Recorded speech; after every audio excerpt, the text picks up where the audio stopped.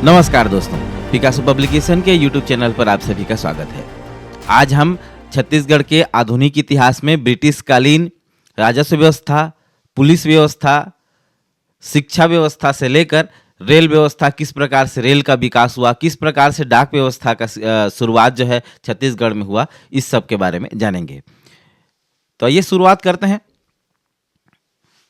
ये जो हमारी क्लासेस होगी छत्तीसगढ़ का समग्र इतिहास वॉल्यूम 3 पर आधारित है ना, जो कि पिकासो पब्लिकेशन की किताब है और डॉक्टर एस.डी. चौबे और नीलेश सिंह द्वारा लिखा गया है। आइए समझते हैं आज का पहला टॉपिक, छत्तीसगढ़ में ब्रिटिश प्रशासन कब से कब तक, 1854 से लेके 1947 तक, है ना। साम्राज्यवादी गवर्नर जनरल लॉर्ड डलहौजी, जिन्होंने जो है हड़प नीति के तहत किसको हड़पा था, नागपुर को, और नागपुर के तहत आता था छत्तीसगढ़, है ना। क्यों? क्योंकि उनका मानना था कि कोई भी दत्तक पुत्र उत्तराधिकार हेतु योग्य नहीं है। यदि आप ही का संतान है, गोद लिया हुआ पुत्र है, तो वो शासन प्रशासन के लिए मान्य नहीं होगा, उत्तराधिकार नहीं माना जाएगा। और इसी के तहत जो है छत्तीसगढ़ को भी जो है, जो कि नागपुर के अंतर्गत आता था, हड़प नीति के तहत डलहौजी ने अपने क्षेत्राधिकार अंतर्गत कर लिया, है ना। छत्तीसगढ़ के अंतिम मराठा जिलेदार गोपाल राव ने 1 फरवरी 1855 को ब्रिटिश सरकार के प्रतिनिधि को छत्तीसगढ़ का प्रशासन सौंप दिया था, है ना। पूरी तरह से हैंडओवर कर दिया और छत्तीसगढ़ को जो है एक जिले का दर्जा दिया गया। किसके तहत? नागपुर राज्य के तहत, है ना। अब नागपुर में जो है कौन बैठेगा? नागपुर में बैठेगा कमिश्नर, है ना, कमिश्नर। और इसके अंतर्गत छत्तीसगढ़ एक जिला, यहाँ कौन बैठेगा? डिप्टी कमिश्नर, ठीक है। तो इसी प्रकार से छत्तीसगढ़ के प्रथम डिप्टी कमिश्नर कौन थे? चार्ल्स सी इलियट, है ना, जिनको हम आगे पढ़ेंगे। डिप्टी कमिश्नर को प्रशासन के कार्यों में सहयोग देने के लिए एक सहायक कमिश्नर तथा 2 अतिरिक्त सहायक कमिश्नर नियुक्त किया गया, है ना। यहाँ रोचक तथ्य यह है कि ये जो अतिरिक्त सहायक कमिश्नर थे, ये केवल भारतीयों के लिए सुरक्षित था। आगे बढ़ते हैं। ब्रिटिश कालीन नियुक्तियां, जैसा कि आप लोगों को मैंने बताया कि नागपुर में कमिश्नर बैठेगा। नागपुर के अंतर्गत छत्तीसगढ़ जो कि एक जिला था, वहाँ डिप्टी कमिश्नर पहले डिप्टी कमिश्नर कौन थे? चार्ल्स सी इलियट। इसके पहले कौन प्रशासन करता था? अधीक्षकों के माध्यम से जो है शासन की बागडोर संभाली जाती थी। अब कमिश्नर कौन थे इस समय? मिस्टर मेंसल, है ना। 2 सहायक कमिश्नरों की बात करें तो पहले अतिरिक्त सहायक कमिश्नर थे गोपाल राव, जो कि बिलासपुर का प्रशासन देखते थे, और दूसरे अतिरिक्त कमिश्नर थे रायपुर से मोबीब उल हसन, है ना। आगे बढ़ते हैं। तहसीलदारी व्यवस्था, छत्तीसगढ़ के डिप्टी कमिश्नर चार्ल्स सी इलियट ने प्रशासनिक क्षेत्र में एकरूपता लाने के लिए तहसीलों का गठन हुआ, है ना। इसकी शुरुआत 1854 से हुई। पहली तहसील रायपुर बनी, दूसरी धमतरी और तीसरी रतनपुर, है ना। इन 3 तहसीलों में जो है बांटा गया था छत्तीसगढ़ को, पूरे समूचे छत्तीसगढ़ को, है ना। 1 फरवरी 1857 को छत्तीसगढ़ की तहसीलों को पुनर्गठित किया गया और इन तहसीलों की संख्या 3 से बढ़ाकर 5 कर दी गई, है ना। 1854 में 3 तहसील बने, रायपुर, धमतरी, रतनपुर। 1857 में 2 तहसील, नवागढ़ और दुर्ग। 1863 में सिमगा नया तहसील बना था, है ना। एक यहाँ याद रखने वाला तथ्य यह है कि धमधा के स्थान पर जो है दुर्ग को तहसील मुख्यालय बनाया गया था, है ना।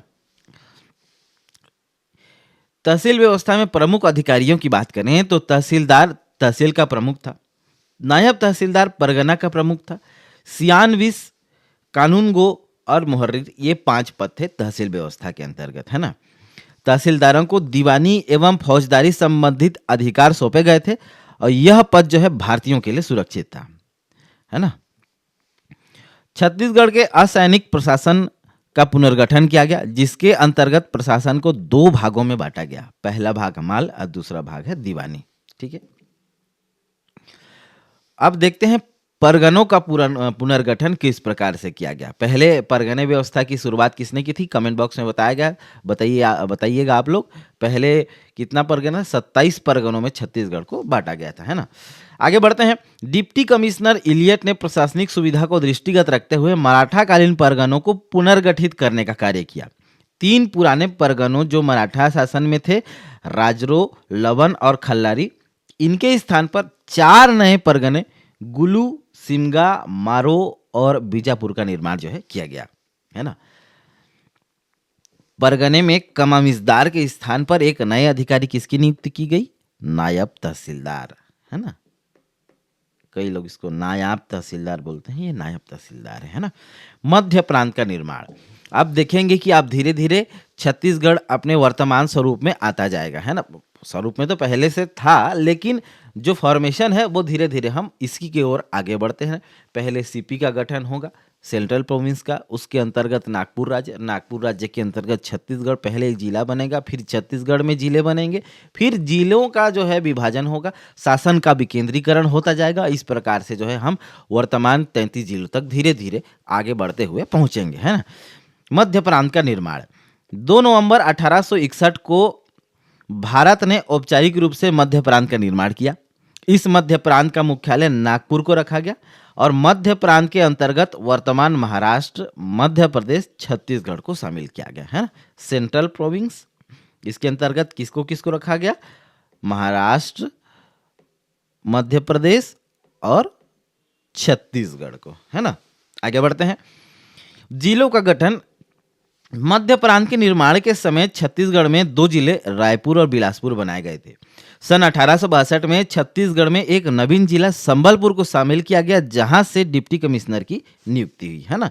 नवीन जिला किसको शामिल किया गया? संबलपुर को। बाद में इसको भाषाई आधार पर अलग भी किया जाएगा। छत्तीसगढ़ में संभागीय व्यवस्था, है ना।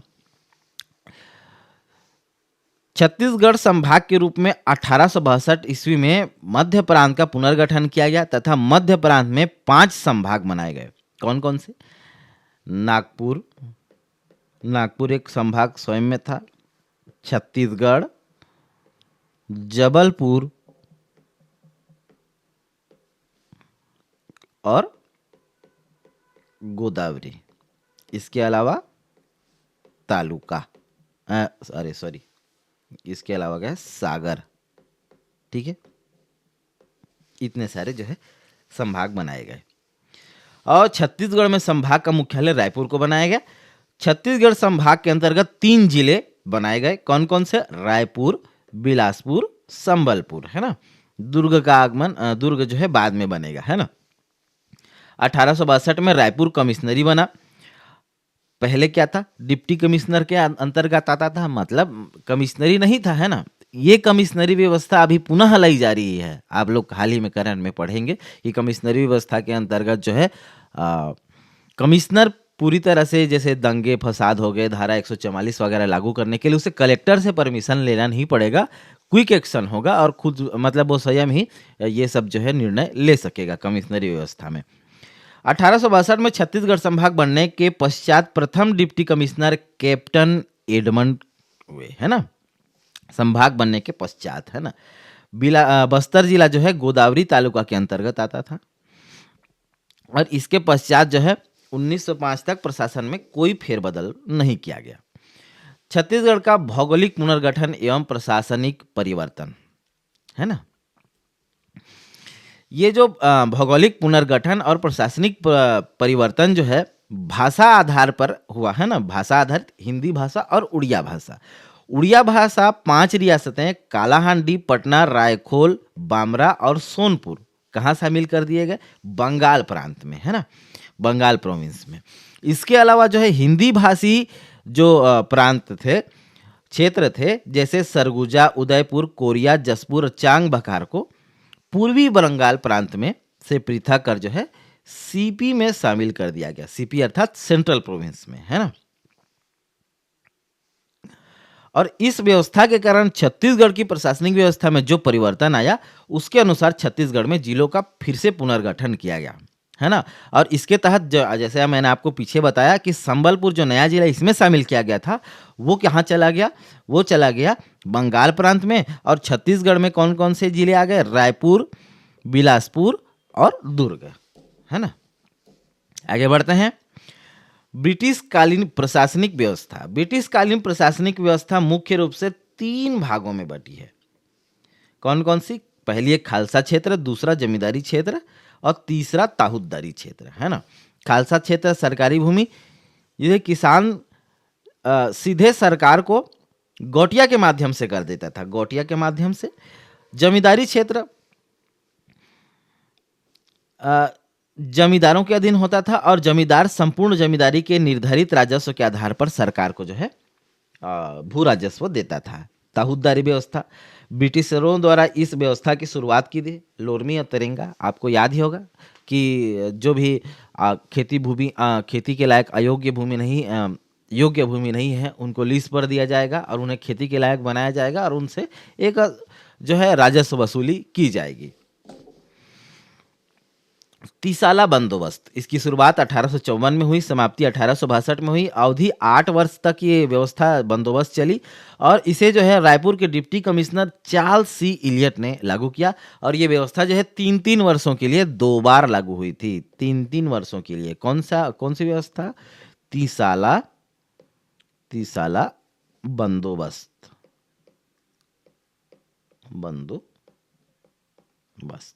ठीक है। आगे बढ़ते हैं। नवीन भू राजस्व बंदोबस्त, इसकी शुरुआत कब से हुई, 1862 से। इस बंदोबस्त में भू राजस्व पटाने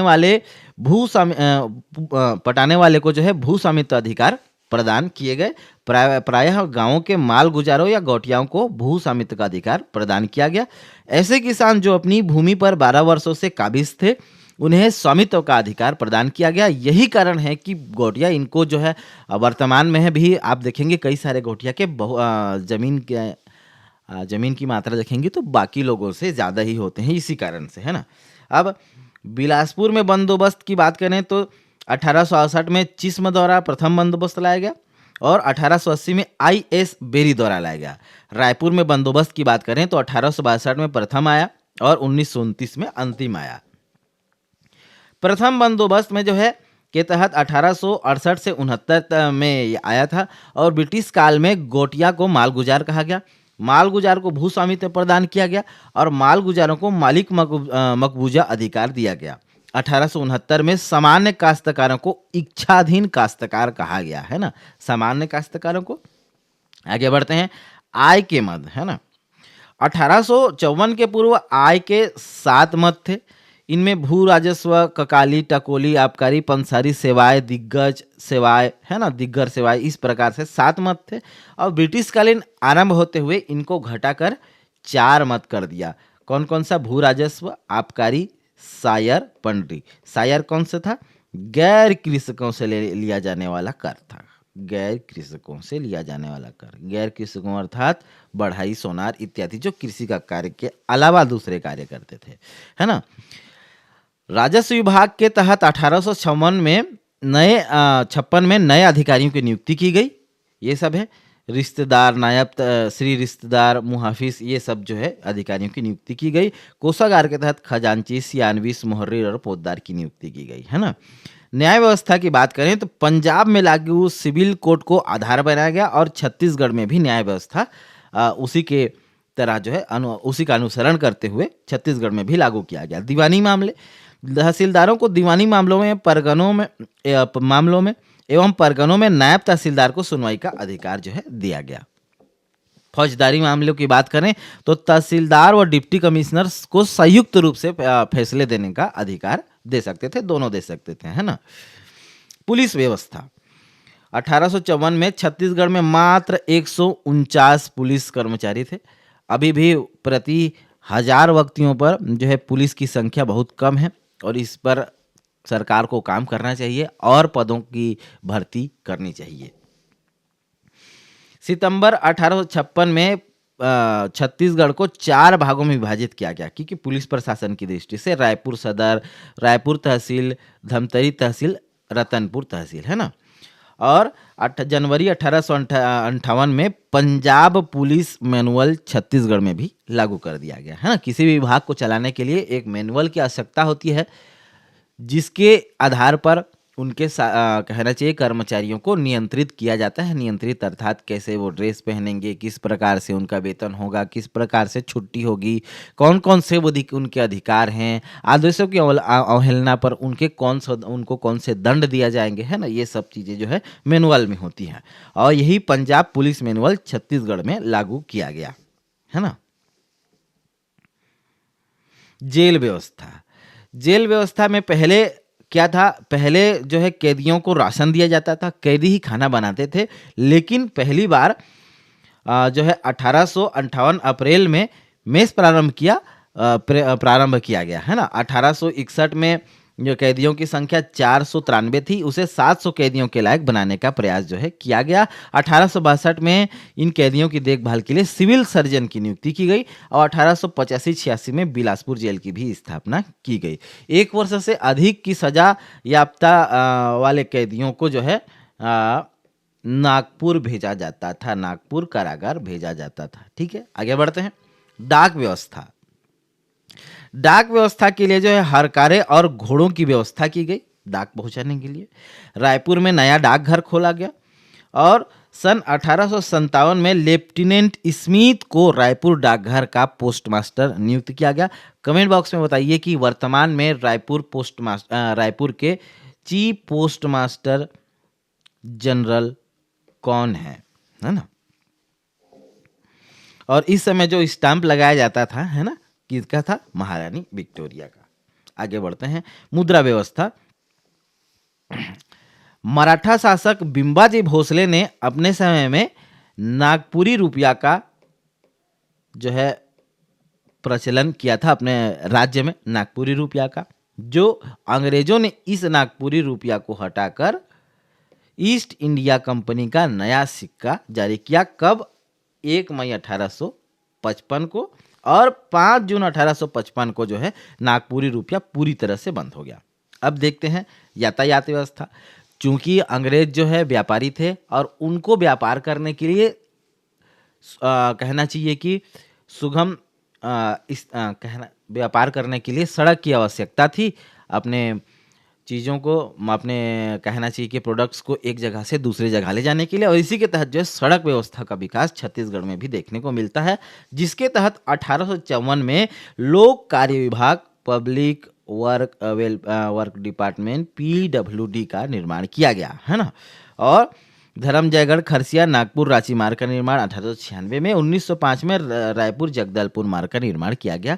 ये शायद PWD का मतलब पब्लिक वेलफेयर डिपार्टमेंट होता है, कंफ्यूज हो रहा हूँ, करेक्ट कर लीजिएगा आप लोग, है ना।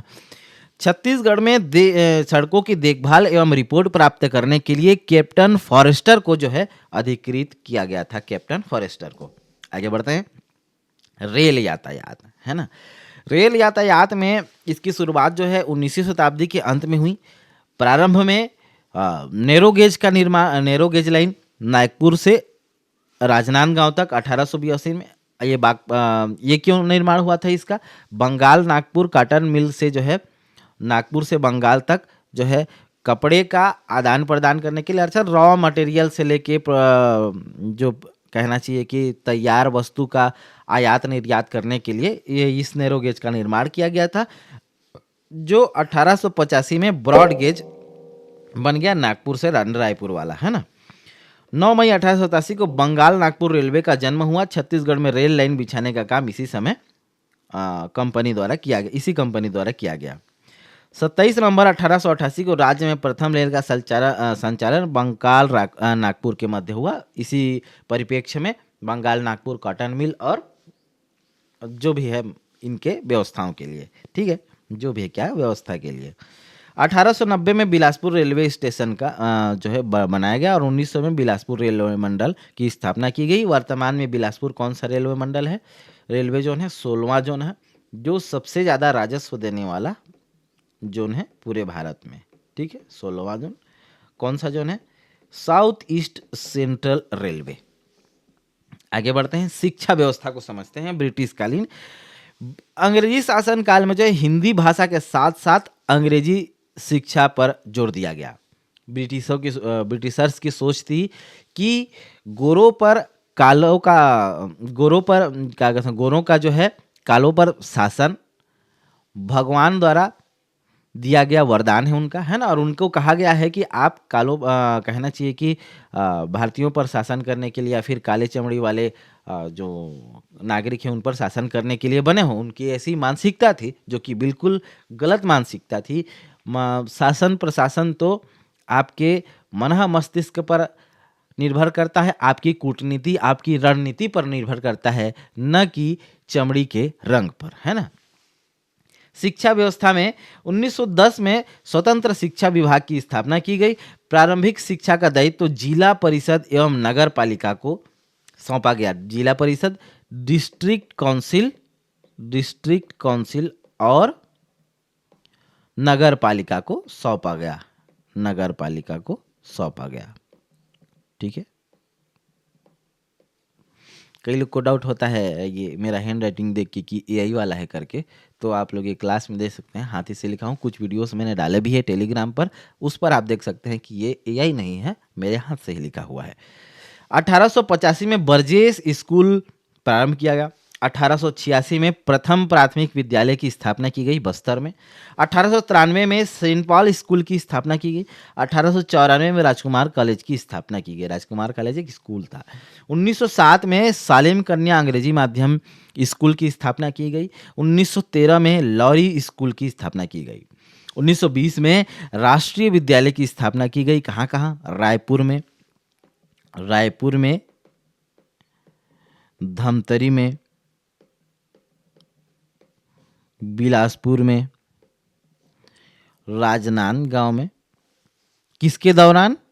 असहयोग आंदोलन के दौरान। असहयोग आंदोलन के दौरान, ठीक है जी। 1925 में कालीबाड़ी संस्था रायपुर की स्थापना हुई। 1937 में शिक्षा मंदिर योजना पंडित रविशंकर शुक्ल द्वारा लाया गया, जब वो मध्य प्रदेश या सेंट्रल प्रोविंस के क्या बने थे? मुख्यमंत्री बने थे। 1938 में छत्तीसगढ़ महाविद्यालय की स्थापना हुई जे योगानंदम द्वारा रायपुर में। इसके पहले एक 38 में हुई थी। 1937 में छत्तीसगढ़ समिति ठाकुर प्यारेलाल द्वारा रायपुर में स्थापित किया गया था। और 1944 में SBR शिव भगवान रामेश्वर दयाल महाविद्यालय की स्थापना महाकौशल शिक्षण समिति द्वारा की गई थी, है ना। SBR जिसको क्या कहते हैं? फूठा कॉलेज। आगे बढ़ते हैं। ब्रिटिश प्रशासन की संक्षिप्त जानकारी देख लेते हैं। वर्ष देखेंगे और कार्य देखेंगे, कौन कौन से कार्य हुए किस वर्ष में। 1854 में तहसीलदारी व्यवस्था की शुरुआत की गई ब्रिटिश काल में। 1855 में नागपुरी रुपया बंद किया गया और कंपनी की रुपये चालू किए गए, है ना। 1857 में पोस्ट मास्टर स्मिथ की नियुक्ति हुई। 1858 में पुलिस मैनुअल लागू हुआ। कौन सा वाला? पंजाब वाला। 1861 में मध्य प्रांत का निर्माण हुआ। जिलेदारी व्यवस्था की शुरुआत हुई। जिलेदारी अलग है, जिलेदारी अलग है। जिलेदारी अर्थात जो मराठा शासन में आया था। 1862 में संभाग व्यवस्था की शुरुआत। पुलिस व्यवस्था में नवीन सुधार किए गए, है ना। जो केवल चंद ही पुलिस थे उनकी संख्या बढ़ाई गई इलियट के मांग पर, और उनकी जो मांग थी स्वीकृति भी हुई। 1868 में प्रथम बंदोबस्त व्यवस्था लाई गई। कहाँ? बिलासपुर में। 1871 में आपराधिक जनजाति अधिनियम पारित किया गया। 1888 में प्रदेश में सर्वप्रथम रेल लाइन का संचालन किया गया, नैरो गेज। 1900 में बिलासपुर रेलवे मंडल की स्थापना की गई। 1905 में भौगोलिक पुनर्गठन किया गया। इस प्रकार से छत्तीसगढ़ अपने धीरे धीरे वर्तमान स्वरूप में बढ़ रहा है। अगले क्लास में हम देखेंगे किस प्रकार से जिलों का गठन हो रहा है ना। और इस प्रकार से आगे बढ़ते हम आधुनिक इतिहास को खत्म करेंगे। और आज के लिए बस इतना ही। कल फिर मिलेंगे। Thank you for listening me. This is Sanjay Patel. Have a good day.